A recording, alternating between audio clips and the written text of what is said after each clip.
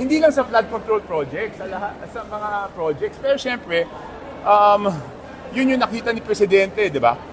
Nung nag-iikot siya. Tsaka kami, nabotas kami, di ba? Syempre talagang I feel passionately about the flood control projects, di ba? Anong po 77 scheme po yun? Totoo. Di ba? Pag sumama ka sa Bagong Pilipinas Servicio Fair, totoo yun. Ano nasabi? Alam ko eh, nabigyan ako nung pumunta ako eh.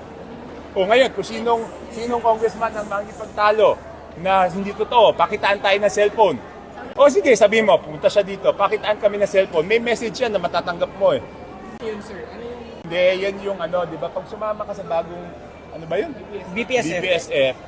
Pag sumama ka doon, meron kang 7 million AIC, 7 million MAIP, 7 million tupad yata. Ganun. O di ba post-enactment na naman yun, di ba? Yan yung tinatawag na pork barrel. Kasi pork barrel, nare-release kung kanino mo gusto, hindi based doon sa budget. O sinong congressman makikipagtalo sa akin na hindi totoo yan, pakitaan kami ng cellphone.